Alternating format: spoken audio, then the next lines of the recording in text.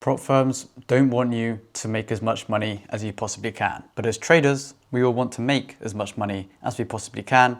And a good way to actually do that is by utilizing prop firms. We all know the benefits of prop firms, so I'm not going to go into too much detail on the pros.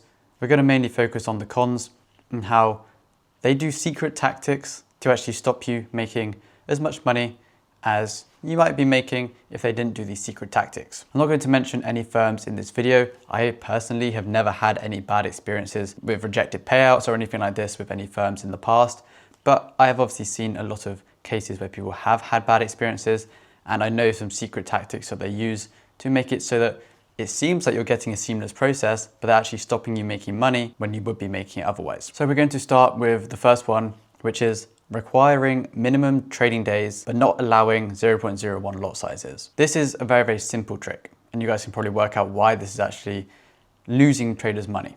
So let's say you have to have a minimum of 5 trading days, and this is for a challenge phase or a funded phase. Doesn't really matter which one, but it is probably more significant on a challenge phase. So let's say you have made your 10% profit that is actually required to pass the challenge. And this is on day 1 or day 2 of the challenge account. So you've only traded for 1 or 2 days. But let's say they're requiring 5 days or 10 days of trading, but they're not allowing you to suddenly drop your lot size massively to basically simulate live trading, but there isn't actually any trades being taken. The reason why this is quite dangerous for the majority of traders is that trading for 5 days or trading for 10 days, when you've already made the profit on day 1 or 2, you can then lose your profits because they require you to trade with normal size. So let's say you've been trading with 10 lots, they then require you to trade with 5 or 10 lots or even higher lot size than that as well.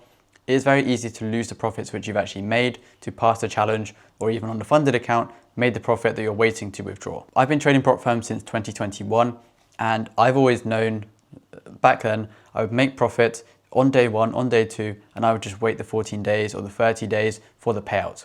But now that isn't really a reality that many people can actually visualize. But now that isn't really a reality that people can do. And the main reason behind this is because they want you to trade more, because they know that on average, if people are trading more and having more days of actual trading, that they're more likely to lose. And that is just based on the maths. If you backtest your strategy and you can look back and say, at the start of this month, I won 3 trades. Now, if you look past that, if you trade for another 10 days, what is the chances that you actually lose some profit? The chances could be quite high. And they know that the average trader that's actually passing, some people do get lucky. So they want to keep you trading for as long as possible in the hopes that you will actually lose money and not pass a challenge or not get a payout. A very, very sneaky tactic. Is justified because it does stop people gambling and just going full risk on one trade and passing. That is a good way to actually think about it. But you also have to think about the traders who, let's say they make good profit and then they're now forced to trade when they don't need to trade because they have actually passed or they're waiting for a payout. It does force those traders to trade and can eliminate the whole process of the prop firm challenge. And moving on to the next one, this is risk limits. Risk limits doesn't really make sense to me. It makes sense trying to stop the gamblers, the people that are going in with 5% risk on every position and just, it's a 50-50 whether they're going to win or lose. But risk limits per trade idea, per setup, is very, very stupid in my opinion. The reason I think this is stupid is because you have a max daily drawdown of 5%, but now you're limiting the trader to 1.5%, or let's say 2%. So you're allowing them, based on your rules, to lose 5% in a day, but they can't lose more than 2% on a single trade. The simple solution for this would be to reduce the max daily drawdown. You could say that some people take 3 or 4 trades in a day, and this is why the drawdown is like that, but I don't really see an issue with traders risking more to pass, because at the end of the day, if they're allowed to lose 5% in a day or 10% overall, you shouldn't really be able to dictate how much they can lose on a single trade or on a trade idea. The reason I think this is also quite bad is because prop firms notoriously have bad trading conditions. The bad trading conditions can lead to slippage. I have had some crazy slippage in the past.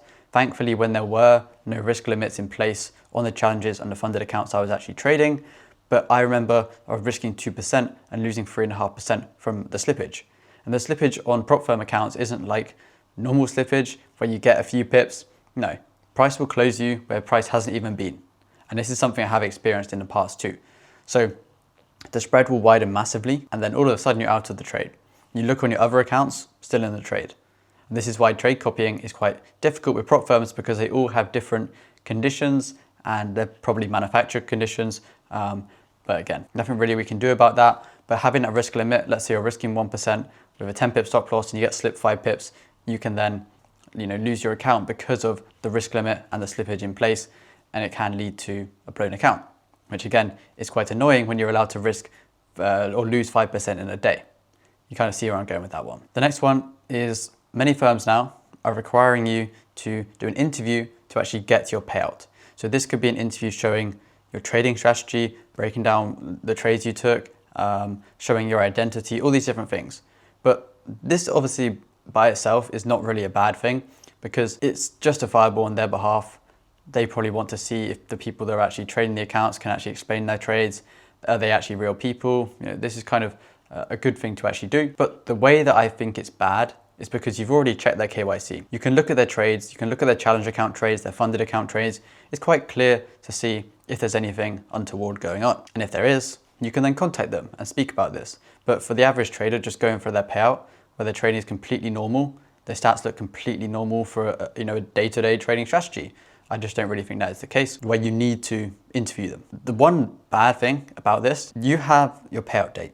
So let's say my payout date is the 1st of the month. Then you try and schedule this interview that they tell you about a day or two after you've actually requested it. Then you can request it, let's say a week later. So you're already a week behind. And then let's say you have that interview, then you have to wait a few days, a week for a payout. That's 2 weeks that you've actually missed out on trading. 2 weeks of profits that you could have potentially missed. So out of that month, you've had to trade the account for 2 weeks to actually get the payout when the 14 days required. Then you've had to wait 1 or 2 weeks to actually get the payout. So in an average month, you're losing around 25 to 50% of your trading days just because the whole payout process. I've traded with many firms in the past, and the vast majority of firms will pay out after you've requested your payout in 1 or 2 days. And as soon as you request it, you get the fresh account details straight away. And this is kind of what I've been used to. But trading with prop firms now in 2025, they don't want you to trade as much as you can. They want to limit your trading time so that you basically have an inactive account that's read-only, so you can't trade. You've requested your payout, you have to wait for the payout to go into your bank before you can even trade again. I think this is a very, very silly thing to do.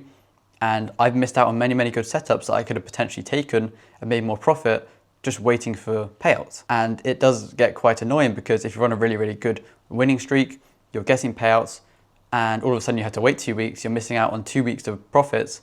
You start the next month and then you might have a losing streak. But this is what they want. They want you to have that losing streak so that you don't get a payout. They don't want you to continue on a winning streak if you are winning consistent trades. They kind of want to make you wait before you actually trade again.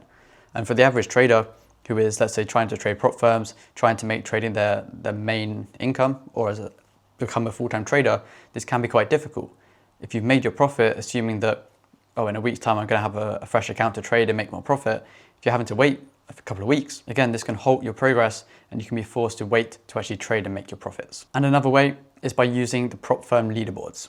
As we know, if there is a leaderboard, if there is a comparison to other traders who are trading the same account sizes, who are trading similar to you, you're going to want to beat them.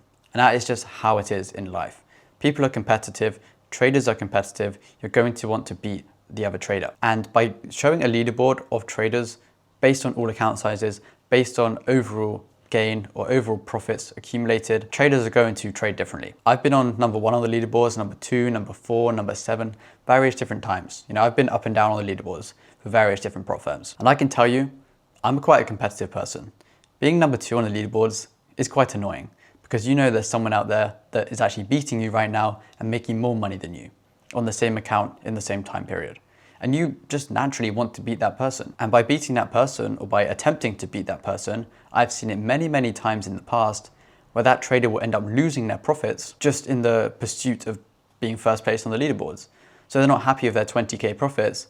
They try and make 25 to beat the first placers on 22, and then they end up with 0, or they end up with 5K. Obviously 5K is a good payout, but you could have had 20 if you were just patient and didn't compare yourself to another trader. But by having the leaderboards, and by promoting these massive payouts online, it's going to force you, and you don't really have a choice if you're following these social media accounts, to compare yourself to their results. But I'm here to tell you that That is not what you want to do. You want to basically trade yourself. Don't look at leaderboards. Try and trade with the best firms possible that don't mess you around, that don't do secret tactics, maybe a small print in a contract where they can get you, where they don't like your trading style so they can just deny your payout at any time. You do need to be careful, and as long as you abide by their rules, trade completely normally, then you shouldn't really have an issue. But if you have had any issues, be sure to let me know in the comments, because I am quite interested, because I know prop firm industry has changed drastically from 2022 to 2025. And yeah, I want to hear your stories. So be sure to let me know in the description of this video. I'll catch you guys in the next one.